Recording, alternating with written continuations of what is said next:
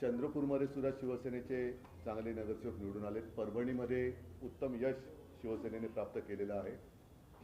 पहिल्या प्रथम मी आपल्या माध्यमातून जिथे मी जाऊ शकलो नाही त्या सर्व शिवसैनिकांची आणि मतदारांची मी दिलगिरी व्यक्त करतो. आणि साहजिकच आहे, ज्या ज्या मतदारांनी जिथे जिथे अगदी चांदा ते बांदा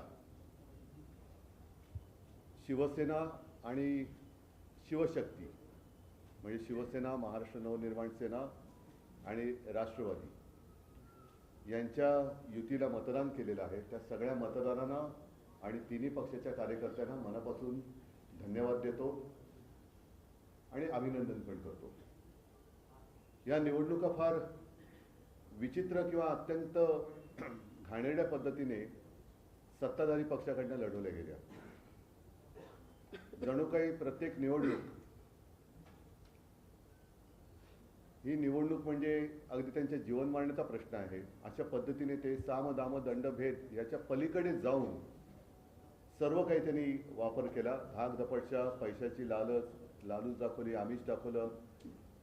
काही जणांना आमच्या शिवसैनिकांना तडीपार करण्याच्या नोटिसा केल्या, काही जणांना अटका तिकडे झाल्या, काही ठिकाणी दंगली भडकवण्याचे प्रयत्न झाले.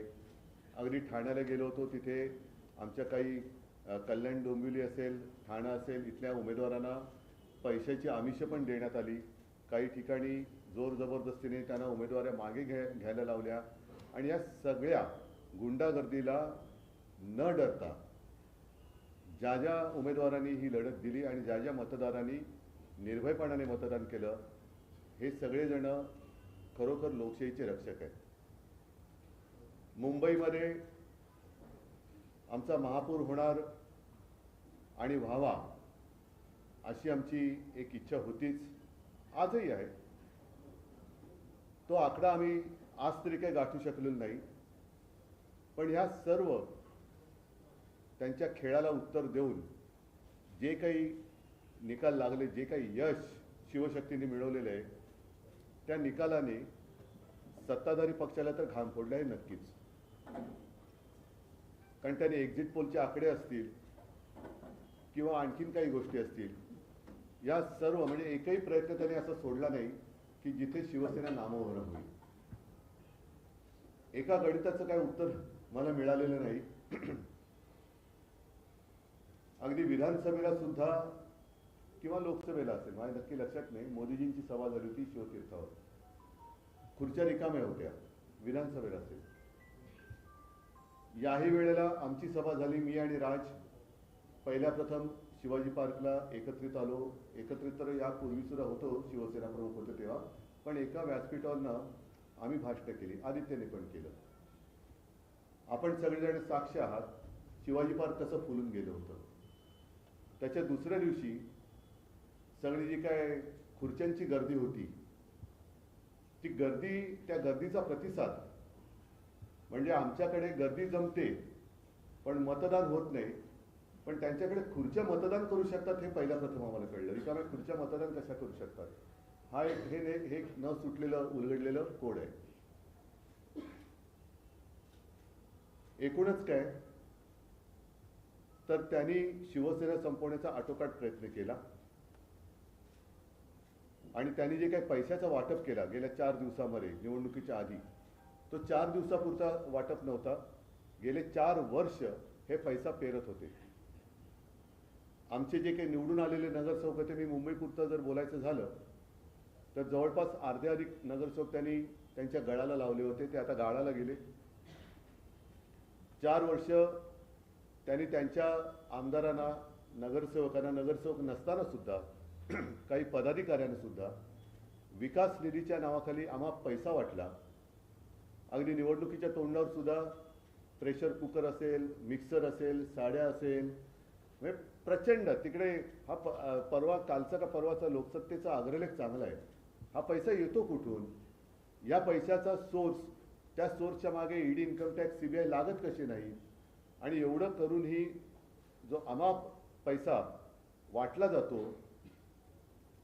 मग साधारणतः 2015 साली काळा पैसा नाहीसा व्हावा, गैरव्यवहार थांबावा म्हणून आपल्या मोदीजींनी जी नोटबंदी केली होती ती नोटबंदी अयशस्वी झाली का याचं उत्तर सुद्धा हे कोणतरी शोधलं पाहिजे. भारतीय जनता पक्षाने कागदावरती शिवसेना संपवली असेल पण जमिनीवरची शिवसेना ते संपवू शकत नाही हे कालच्या मुंबईच्या महापालिकेच्या निवडणुकीने आणि इतरही जिथे जिथे शिवसेनेला मतदान केले त्या मतदारांनी दाखवून दिलेले आहे. थोडक्यामध्ये शिवसेना कागदावर संपवली असेल पण जमिनीवरची संपू शकत नाही. आणि भारतीय जनता पक्ष हा पक्ष कागदावरती आहे पण जमिनीवरती नाहीये. कारण तो जर का जमिनीवरती असता तर त्यांना पक्ष फोडावे लागले नसते, त्यांना पुसली जाणारी शाही वापरावी लागली नसती, यंत्रणेचा दुरुपयोग करावा लागला नसता, नियम बदलावे लागले नसते. आणि आज देखील जे साधे साधे शिवसैनिक अगदी महिला पुरुष निवडून आलेले आहेत ते साधे आहेत. प्रचंड पैशाच्या धबधब्यासमोर निष्ठा कशी ताठमानेने लढू शकते आणि जिंकू शकते हे या शिवसैनिकांनी दाखवलेलं आहे. मी सर्व मुंबईकरांना खास धन्यवाद देतो.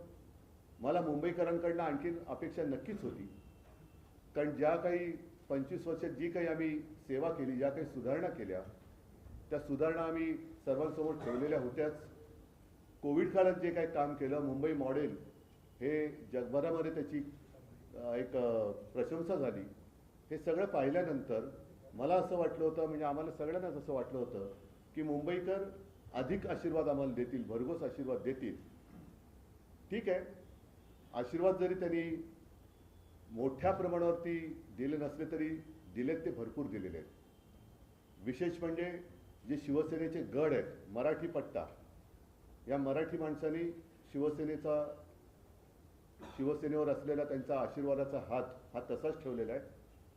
यापुढे महापालिकेमध्ये आता शिवसेनेचे किंवा सर्वच पक्षांचे लोकप्रतिनिधी हे सभागृहात जाणार आहेत आणि ते गेल्यानंतर मुंबई महापालिकेची तिजोरी यांनी कशी लुटलेली आहे, कसे कसे गैरव्यवहार यांनी केलेले आहेत याचा भांडाफोड तर नक्कीच होईल. पण एक कर्तव्यदक्ष मुंबईकरांचे लोकप्रतिनिधी म्हणून शिवसेना, महाराष्ट्र नवनिर्माण सेना आणि राष्ट्रवादी यांचे लोकप्रतिनिधी हे काम करतील. आम्ही जो काही वचननामा जनतेसमोर ठेवला आहे त्याचा सुद्धा आम्ही नक्की पाठपुरावा करू. आणि मुंबईकरांची जमीन ही मुंबईकरांसाठीच वापरली जाईल हे सदैव दडपण आम्ही ह्या मुंबई लुटणाऱ्यांवरती ठेवू. याच्या पुढे आपल्याला काही प्रश्न असतील तर विचारा, मी उत्तर द्यायचा प्रयत्न करेन. महापौर बनवण्यासाठी प्रयत्न करणार. माईक फ्री होता म्हणजे तुम्हाला तुमचा आवाज पण येतो.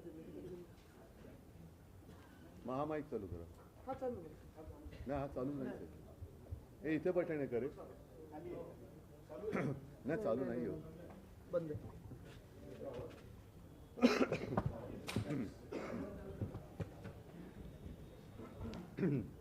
मगाशी तुम्ही नगरसेवकांशी बाहेर बोलताना बोलला की देवाची इच्छा असेल तर महापौर होईल. देवाचं म्हणजे देवाची, हा मेवाची नाही.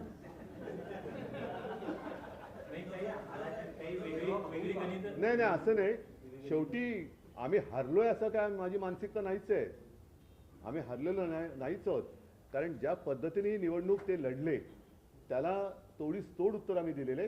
थोडाफार फरक आहे याचा अर्थ लगेच काही. आणि आता त्यांना टेन्शन आहे, कारण शेवटी एकदा फुटलेली फोडून आणलेली माणसं ही टिकवण्याचं टेन्शन हे फोडणाऱ्याला जास्त असतं.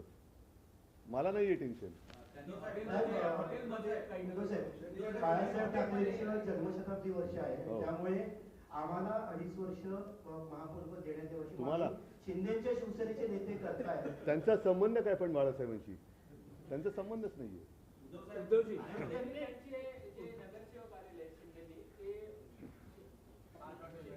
ताज हॉटेल नगरसेवक निवडून आलेले आहेत ते आता ताज हॉटेलला इथे काही दिवस ठेवणार आहेत. काय त्यांना भाजपची भीती वाटते, कारण ते जाऊ दे आता जास्त काही न बोललेलं बरं. कारण ते एकदा फुटलेले लोक कधी फुटू शकतात, सगळ्यांच्या संपर्कात असू शकतात.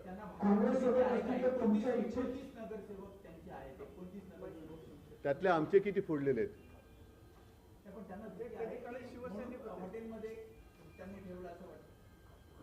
आता ज्यांनी ठेवले त्यांना विचारा.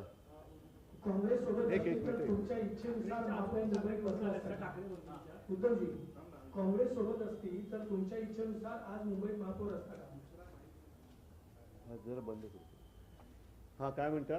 काँग्रेस सोबत असती तुमच्या तर आज तुमच्या इच्छेनुसार मुंबईत महापौर या बसला असता. अशा प्रश्नाला काय म्हणतात माहितीये ना, आत्याबाईला मिशा असतातच. हा, अशी म्हण आहे मराठीत. उद्धवजी, आतापर्यंत महापालिका इतिहासात शिवसेना भाजप युती असताना भाजप महापौर पदापर्यंत पहिल्यांदा पोहोचते. याआधी उपमहापौर पद त्यांनी भूषवलेलं आहे. तर पहिल्यांदा मुंबईचं महापौर पद भाजपला येत आहे हे आता जवळपास स्पष्ट आहे. तर त्यावर तुमची प्रतिक्रिया काय की पहिल्यांदा मुंबईचा भाजपचा महापौर होतो आहे? बघा, एक सांगतो, आमचा महापौर होईल असा आत्ता आकडा दिसत जरी नसला तरी मी कुठेही किंवा शिवसैनिक कुठेही खचलेला नाहीये. त्यांच्या लेखी जरी आमचा तो पराजय असला तरी आमच्या पराजयाला सुद्धा तेज आहे आणि त्यांचा विजय हा डागाळलेला आहे. आणि ज्यांच्या सहकार्याने ते जर महापौर बनवत असतील तर ज्यांच्या आधारावर ते महापौर बनवणार आहेत त्यांना लाज वाटली पाहिजे की आपण काय केलेलं आहे. त्याच्यामुळे मला काही हा प्रश्न पडलेला नाही आहे तो बसावा न बसावा, पण ज्यांची मदत घेऊन आणि म्हणे बाळासाहेबांचा विचार हा शिवसेनेचा महापौर बसवणे हा आहे आणि ती शिवसेना असली ही मी बघतोय.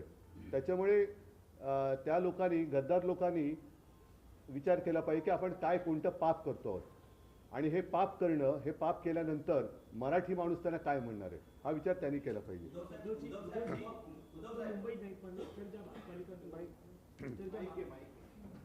हा, माईक आवाज येतोय का रे? नाही, आवाज मुंबईसह इतर ज्या महापालिकांच्या निवडणुका पार पडल्या त्यांचं मतदान झालं त्यामध्ये भाजप सर्वाधिक मोठा पक्ष दिसते. तिकडे शिवसेनेला मात्र कमी जागा मिळाले. मात्र या सगळ्यामध्ये भाजपला त्याचा फायदा झाला असं वाटतं. भाजपचा इरादा तोच आहे ना. त्यांनी मधल्या काळामध्ये म्हणून मी अनाकोंडा म्हणालो ना की त्यांनी 29 साली 100% म्हणजे तोपर्यंत यांना सगळ्यांना गुंडाळून वेटोळ्यात गुंडाळून टाकणार आहेत ते. आणि अंबरनाथमध्ये त्यांनी ते केलंच. जिथे गरज असेल त्या गरजेपुरतं ते वापरणार आणि फेकून देणार. तोपर्यंत त्यांचा पक्ष आणि सगळं संपून टाकलेलं असेल. त्याच्यामुळे मला शिवसैनिकांचा अभिमान आहे की ठीक आहे, काही काळ प्रतिकूल असतो पण प्रतिकूल काळामध्ये हिंमत न हरता लढतोय आम्ही आणि लोक आमच्या सोबत आहेत याचा मला नक्की अभिमान आहे.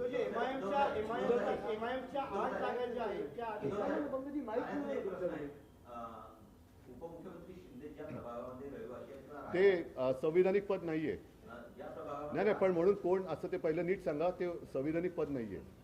शिंदे ज्या प्रभागामध्ये कोण शिंदे? त्यांचा वाढदिवस आहे. शिंदे ज्या प्रभागामध्ये राहत आहेत त्या प्रभागामध्ये तुमच्या उमेदवाराने, ठाकरेंच्या उमेदवाराने शिंदेच्या उमेदवाराचा करेक्ट काय नाव त्यांचं? त्या उमेदवाराचं नाही मला माहिती.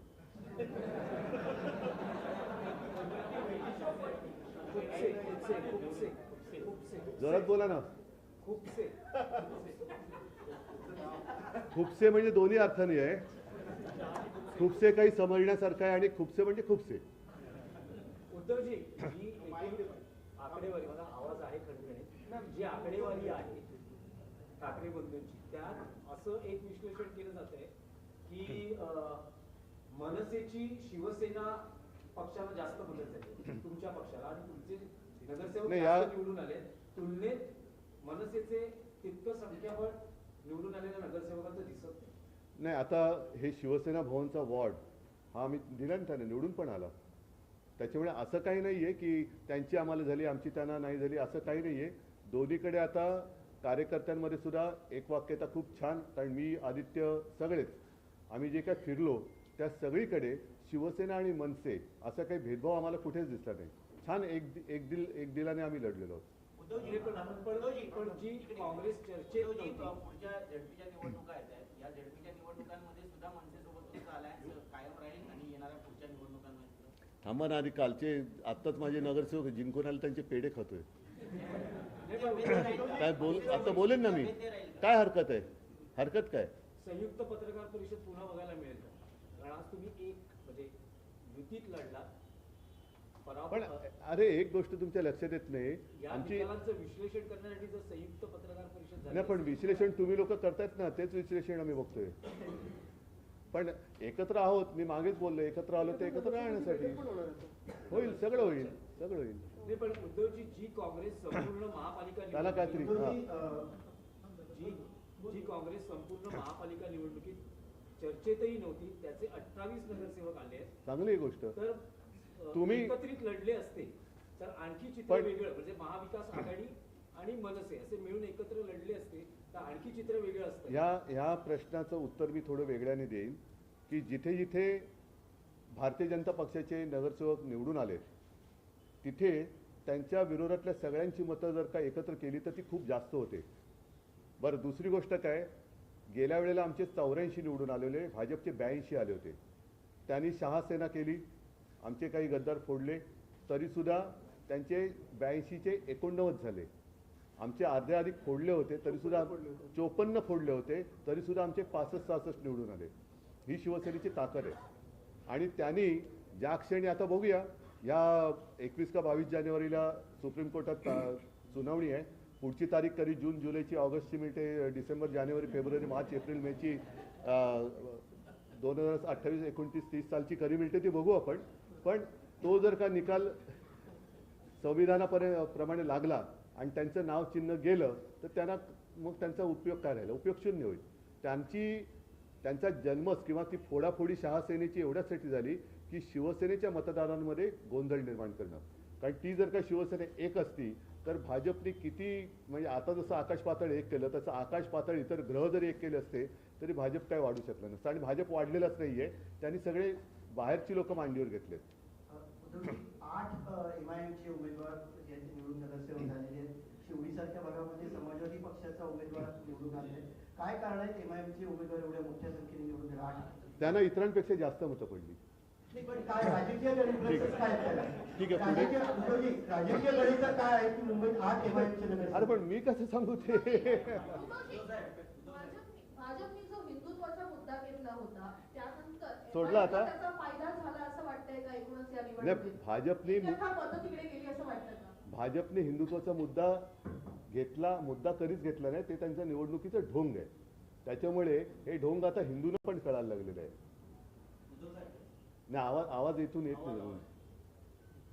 लांबा करड तुमचा बालेकिल्ला राहिलेला आहे, शाबूत आहे.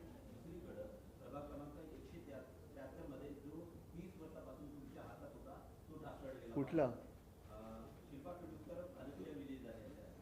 नाही, एरिया कोण, मला असं आकडे हां ठीक आहे. पण तसं काही ठिकाणी त्यांच्या पण जोगेश्वरीमध्ये आमची निवडून आलेली आहे, जो त्यांचा बालेकिल्ला होता. सचिन पाटील निवडून आलेला आहे. असं होतात ना. बघा, लोकशाहीमध्ये या गोष्टी घडत असतात, पण त्या प्रामाणिकपणे व्हाव्या. आम्ही त्यांची मतचोरी पकडून दिली, दुबार मतदार पकडून दिले, त्याच्यानंतर सगळ्या गोष्टी आम्ही नंतर ते काय पाडू बिडू सगळं आणलं होतं.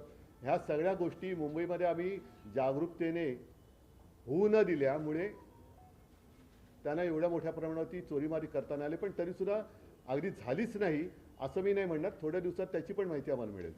उद्धवजी, आपल्या सगळ्यांचं अभिनंदन. आपण मुंबईचा विचार करून ज्या आक्रमण होते गिरगावमध्ये पण झाले, दादरमध्ये पण होत आहे, पण असा विचार करून आपण एकत्र आलो. आता या काळामध्ये म्हणजे खूप असं विचारपूर्वक बोललात की आम्ही शिवसेनेला बाजूला काढलं. मराठी माणूस म्हटल्यावर आपल्या दादरमध्ये पण इथे आल्यानंतर आम्हाला वाटतं की आधार होते बाळासाहेबांचा. तर आता हा विचार करून आपापसात भांडण्यापेक्षा समजा जे नगरसेवक गेले ते जर परत आले तर मग शिवसेनेचा महापौर होऊ शकतो असा विचार केला जाईल. तुमच्या संपर्कात असतील तर घेऊन या.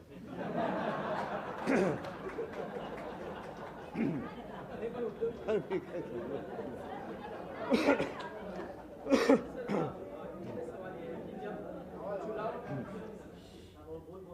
चुनाव प्रचार जब शुरू भी नहीं हुआ था उससे पहले हमने मुंबई में होर्डिंग्स देखी थी जिसमें लिखा गया था, जब चुनाव प्रचार शुरू हुआ था ठीक उसके पहले मुंबई में कई जगह होर्डिंग्स लगी थी, अब नहीं तो कभी नहीं, यही वक्त है मुंबई को बचाने का, मराठी मानस को साथ आने का।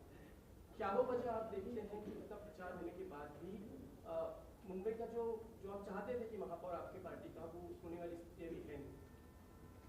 फिर नहीं, सवाल ये कि प्रचार प्रचार आपने किया उसके वजह से उसके बाद भी आपको जो संख्या नहीं, लेकिन इसीलिए मैंने कहा ना कि मुझे तो अपेक्षा थी कि जो भी काम हमने पिछले 25 साल में किया, खास कर कोविड के समय में किया, तो मुंबई के मतदाता हमारे साथ रहेंगे और वो रहे भी, बिल्कुल नहीं रहे ऐसे नहीं बात हुई है।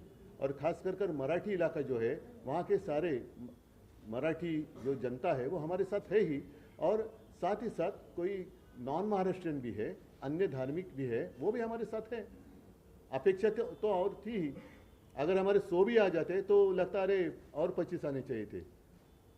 तो ये तो हमेशा रहेगी और रहनी चाहिए, इसलिए तो काम करना पड़ता है। लेकिन एक बात और चलेगी, उत्तर भारतीयों को खासकर जो ये कहा गया, अगर बटोगे तो भी पिटोगे और नहीं बटोगे तो भी पिटोगे, इसका नुकसान हुआ कहीं ना कहीं लोगों के मन में। ये जहर फैलाने वाले हैं कौन? और यही तो मेरा सवाल था तो मन से कि लोगों ने कही है। नहीं, ये क्या कहा था आपने, बटेंगे तो पिटोगे, तो ये जहरीला प्रचार किया किसने? लोगों ने कही आपके लिए। नहीं, फिर अगर मैं ऐसी बात कहूँ, हम ट्रैक बदली हो जाएगा। मॉब लिंचिंग वगैरह करने वाले जो लोग हैं, वैसे तो कभी कुछ हुआ नहीं ना, और हमने तो कोविड के समय में ना मैंने कभी किसी की भाषा देखी थी, ना कभी मैंने किसी का मजहब पूछा था। मैंने तो मेरा कर्तव्य निभाया था और हमने हमेशा निभाया। जो भी कोस्टल रोड किया है या पानी की समस्या है, हर घर में जाता है, पानी भी जाता है, हर कोई वहाँ से जाता है। हाँ, अंकित आए ना, हमारे कुछ लोग अन्य जैसे आदित्य कह रहा है कि उत्तर भारतीयों ने भी हमें वोट तो किया ना। भाजपचा महापौर होणार आता जवळजवळ सिद्ध झालेले आहेत, पण आता मुंबईची चावी आता दिल्लीकरांच्या हातात जाणार, पण हे रोखण्यासाठी आपलं काय पावलं असेल? त्याच्यासाठी तर आम्ही सांगत होतो ना ओरडून, त्याच्यासाठी तर आम्ही सांगत होतो की अफगाणिस्तान होऊ देऊ नका। आणि साहजिकच आहे की महापालिकेच्या निवडणुकीत आम्ही काही कमजोर नाही आहोत, आमची संख्या पण भरपूर आहे आणि रस्त्यावरती तर आम्ही आहोतच। देवेंद्र फडणवीसांनी आता संभाजीनगरच्या माहिती दिली की अजून मला उद्धव ठाकरेंच्या शुभेच्छा आलेल्या नाही, अपेक्षा आहे सर, इथे माफ करा विनया, काय देवेंद्र फडणवीसांनी म्हटलं अजून उद्धव ठाकरेंच्या शुभेच्छा मिळाल्यात का, फोन करून शुभेच्छा द्यायला मला मी तेवढा काही खतरूड नाहीये, पण साहजिकच आहे एवढे सगळे त्यांनी कर्मकांड केल्यानंतर आम्ही जी त्यांना टक्कर दिले त्याचंही कौतुक त्यांनी केलं पाहिजे। सर, एक प्रश्न असा विचारायचा आहे, ह्यावेळेला राज्य निवडणूक आयोगाकडे ज्या कंप्लेंट्स केल्या गेल्या त्यापैकी एक कंप्लेंट जी नवी होती ती म्हणजे शाईबद्दलची, इंडेलिबल लिंक। आता त्या संदर्भात राज्य निवडणूक आयोगाने सांगितलं की ज्यांनी हे पुसण्याचा प्रयत्न केला त्यांच्या विरुद्ध आम्ही नाही, अशा निवडणूक आयुक्ताबद्दल विरुद्ध जनता ऍक्शन घेईल। त्यांनी लोकांच्या भावनेशी खेळ करू नये, ते म्हणजे कोणी ब्रह्मदेवाचा बाप नाहीयेत, त्यांनी लोकशाहीचा अपमान करू नये। लोकशाहीचा अपमान केला तर निवडणूक आयुक्तांना सुद्धा शिक्षा करावी लागेल। नाही, मी दिला ना, आता बोललो नाही, मी उत्तर दिलेलं आहे की त्यांनी लोकभावनेचा अनादर करू नये, संविधानाचा अनादर करू नये। संविधानापेक्षा निवडणूक आयुक्त मोठे नाहीत, ते सुद्धा एक मतदार आहेत, त्यांना सुद्धा मतदानाचा अधिकार असतो। ते जर एका पक्षाला मतदान करू शकत असतील याचा अर्थ ते सुद्धा निष्पक्षपातीपणाने काम करू शकतात का, हा प्रश्न त्यांना विचारायला लागेल। आणि दुसरा प्रश्न असा आहे की राज्यभरातले जे आकडे आले त्याचं एकंदरीत विश्लेषण करता तुम्हाला असं वाटतं का की 2029च्या निवडणुकांसाठीचं हे हा प्रिव्ह्यू आहे किंवा त्यावेळेला कशी हे एकंदरीत राज्याचं चित्र दिसेल त्याबद्दल हे लक्षण आहे? आपल्या मराठीमध्ये काही म्हणी आहेत, त्याच्यात एक म्हण खूप छान आहे, अति तेथे माती।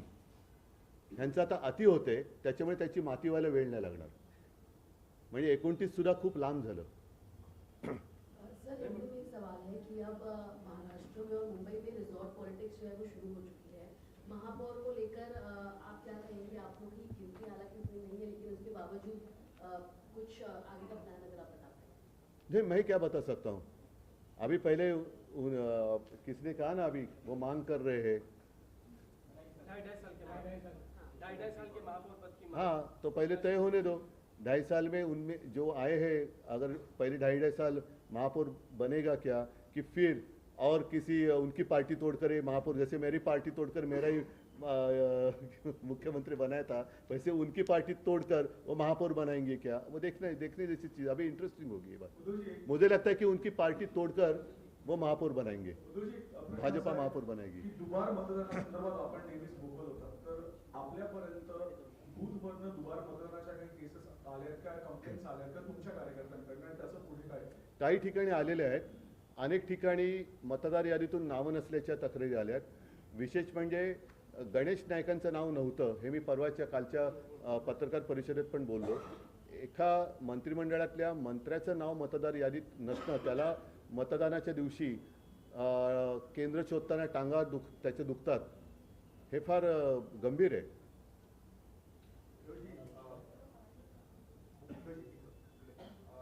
मुंबईमध्ये आधारयुक्त आकडा तुम्हाला काढला, बाकी महानगरपालिकेमध्ये मुंबईच्या बाजूच्या तिथं 2000 आता अलीकडच्या विधानसभा आणि लोकसभेमध्ये सुद्धा आपल्याला चांगली मतं मिळाली, खासदार आणि आमदारही निवडून आलेले. परभणीमध्ये मिळाले ना चांगली. बाकी नाही, म्हणून मी काय म्हटलं की जसं काही ठिकाणी जरा एक संभ्रमावस्था आहे, जरूर आहे, हे मान्य करावं लागेल. थोडा संभ्रमाची जी धूळ आहे ती खाली बसल्यानंतर लोकांना खरं आणि खोट्यातला फरक कळेल. आपण मुंबईवर जास्त लक्ष केंद्रित केलं, बाहेर जास्त केलं नाही, त्याच्यामुळे ते आपण केला असं हे आहे सत्य, म्हणून मी त्यांची दिलगिरी पण आता व्यक्त केली. जिथे मी जाऊ शकलो नाही तिथे दिलगिरी व्यक्त केलेली आहे.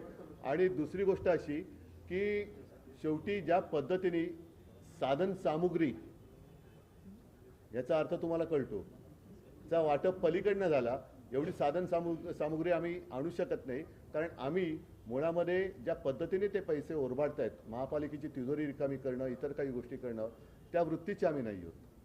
सर लेकिन सवाल ये कि जो पूरा एमएमआर रीजन कभी शिवसेना का ही एमएमआर रीजन पूरा शिवसेना का कभी बेल्ट रहा है, रहेगा ना, वापस आएगा. अभी इस वक्त वही हम देख रहे हैं कि जो ठाणा आपका कभी गढ़ था, अभी वहाँ एकनाथ शिंदे की पूरी तरह से सत्ता है, केडीएमसी है, आगे नवी देखो ऐसी नहीं, एक बात ऐसे कि जैसे सीजन होता है, पतझड़ तो होती है, फिर से नए पत्ते आते हैं, तो अभी फिलहाल तो कुछ जगह पर पतझड़ हुई होगी, नए पत्ते आएंगे. कोपले फिर फुटाएगी चाक पर. लोग साथ पहुंच सकते थे, आप प्रचार में नहीं पहुंच पाए. चला वैभवशाली विचार आहे. नमस्कार, जय महाराज. अरे वाह, धन्यवाद.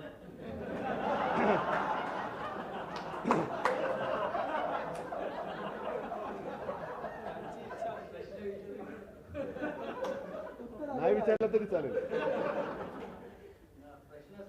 नाही, आता धन्यवाद दिले त्याला साजेचा प्रश्न विचार.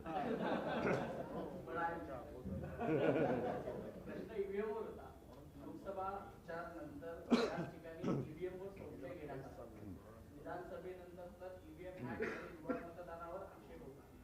आता महापालिकेत ज्या पद्धतीने तुम्हाला मॅन्डेट मिळालंय, आता ईव्हीएम बद्दल तुमचं काय? बघा, एका रात्रीत मत त्या बदलू शकत नाही.